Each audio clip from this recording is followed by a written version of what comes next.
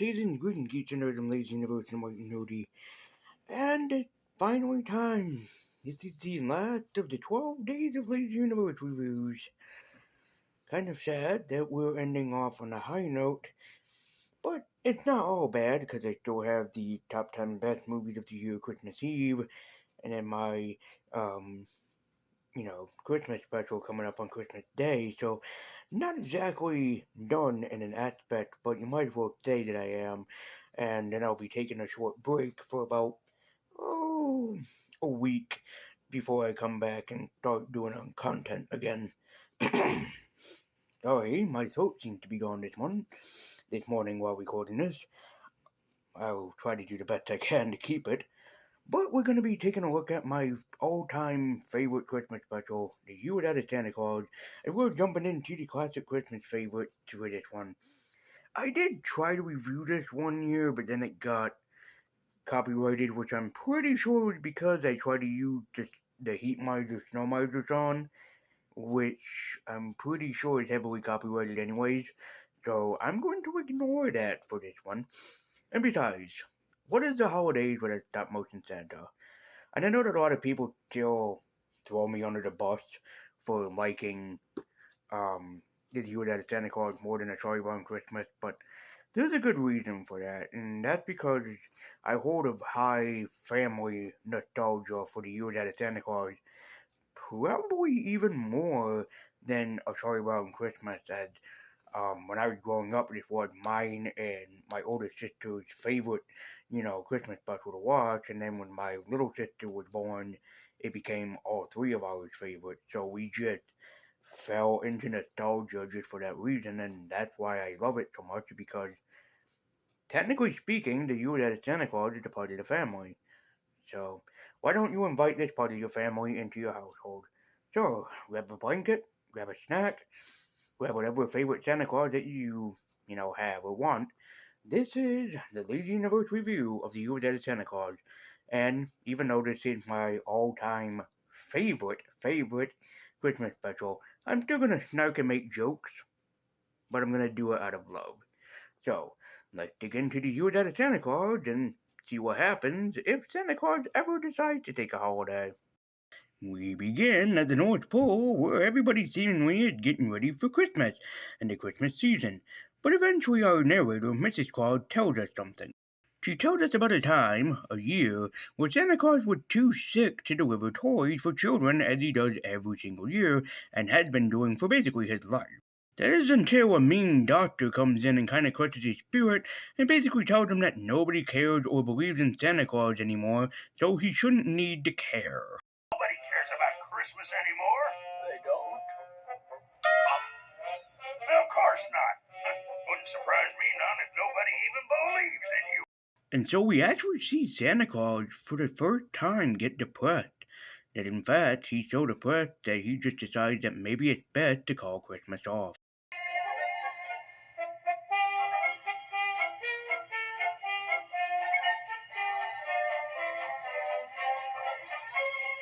This is the first time that I can remember with watching Christmas specials where Santa Claus, this holy embodiment of spirit and joy, is depressed.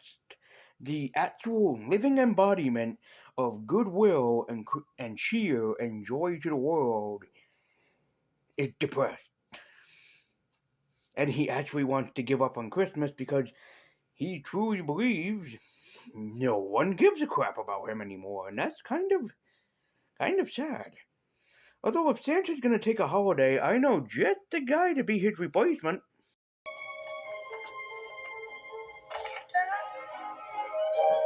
Merry Christmas! And what is your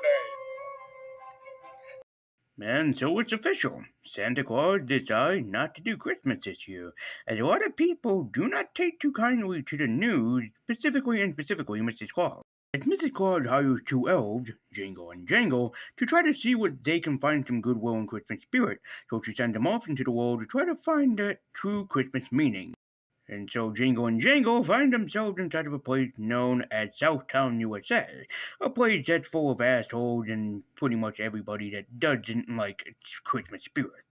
They eventually come across a group of small children, and one specifically, Ignatius Siswiddle, or as he puts, everybody calls him Iggy, as they try to get some Christmas spirit from the children. As the children aren't really upset that Santa's not coming. They basically of the age where they don't have to believe in Santa no more, but Jingle and Jangle are also depressed about it. As Ignatius goes home, he's greeted by Santa Claus, who is there waiting for him, like a creepy old fuck, and yet he wants to be invited into Iggy's house to talk to him. And yet, while being sick, Santa Claus is invited into these people's household where it's possible he can spread his germs. Oh my god, he's an idiot.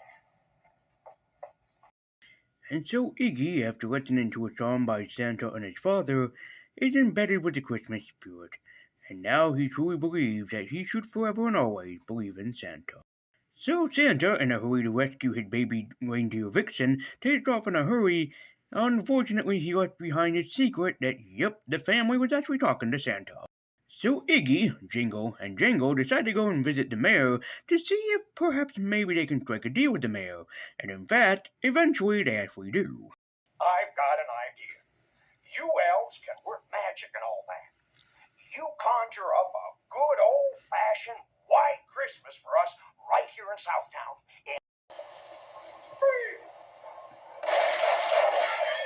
Motherfucker, are you out of your damn mind? And for poor Jingle, Jangle, and Iggy, they find themselves in quite a pickle. They have no idea how to make it snow in Southtown, and they do not know what to do. It is until Jingle decides to ask Mrs. Claus, as Mrs. Claus knows exactly what to do, and she takes them all to visit an old friend, Snow Miser. Let it go, can't hold it back anymore. Yeah, I kid, of course. So she goes to try to plead with Snowy to make it snow in Southtown, which unfortunately for Snow Miser, aka Snowy, he can't do that. So she goes and sees his brother, Heat Miser, to see if she can convince Heat Miser to possibly let it snow in Southtown just for one day. Heat Miser at first is reluctant to agree, but then stops and thinks about it, and then he strikes a deal for himself. If it can be summertime in the North Pole, he'll agree. But unfortunately, because, the North is controlled by his brother and the South is controlled by him, Mrs. Claus has to tell Snowy the bad news. And what does the flaming fool want this time? The North Pole? Yes, as a matter of fact.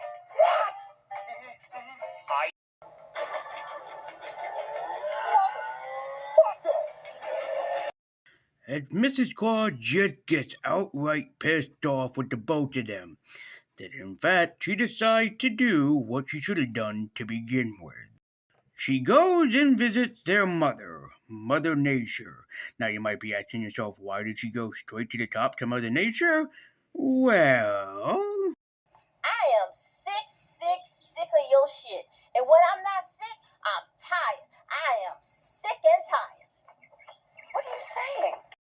and so Mother Nature calls forth her boys of nature, or freaks of nature as it were, and she finally gets them to settle down and finally cooperate. As after reading a letter, Santa finally gets teary-eyed.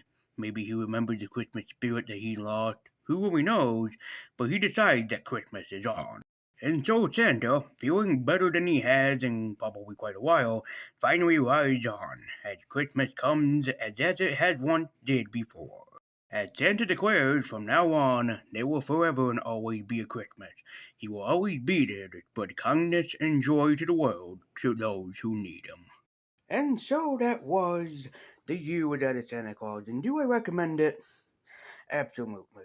This is by far my most favorite, most treasured Christmas classic, and for good reasons. Especially it was nice to see a twist in a Christmas cartoon where Santa is the depressed one. Usually, yes, depression is a thing that most people do deal with during the holiday season, but it's kind of weird to see the living spirit of Christmas joy kind of get depressed himself. It's a nice little nod and little twist that ended up supporting this special more than hurting it, and I think it's all the better for it. It had such memorable characters, a great cast, terrific music, and all. So, if you want yourself a very special Christmas special to watch this year, then make sure that you check out the You That Is Santa Claus. You may not be disappointed by what you find. It might not be for you, it might be for your kids more than yourself, but at least give it one holiday watch at least once a year, just to see if it's truly for you. So, the You That Is Santa Claus gets my highest recommendation, and that you all should watch it. Oh, Christmas morn, it was a year. Guys, as always, thank you so much for watching. Be sure to like, share, comment, subscribe, hit that bell icon to be notified every single time I make an upload. And let me know what you think about the You That Is Santa Claus if you have seen it in the comments down below. And you can also follow me at Twitter with the link to the description down below. And I just want to say, guys, thank you so much for giving me one hell of a good year for Lazy Universe. As this has been probably my most hardest year to work on stuff, but my most creative year.